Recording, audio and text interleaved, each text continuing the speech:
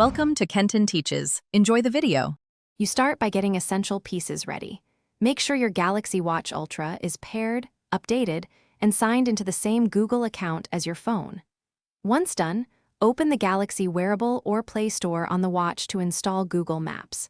Make sure location and background refresh are enabled on both devices so the watch can access GPS and sync routes. After installation, give the apps a minute to sync favorites and recent places before you move to navigation. Launch Google Maps on your watch and pick a destination by voice, small keyboard, or a place synced from your phone. Once you choose it, select the transport mode that matches your plan, walking, driving, or transit, because routes and ETA change accordingly.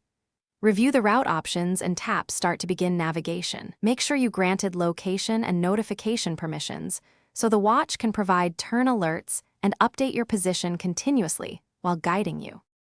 While navigating, rely on haptic taps and the glanceable map to know upcoming turns without staring at the screen. Swipe to check ETA, steps, or alternate routes. When you arrive, end navigation with back or end. Your trip history will sync to the phone. If the map freezes or position lags, try this key troubleshooting step.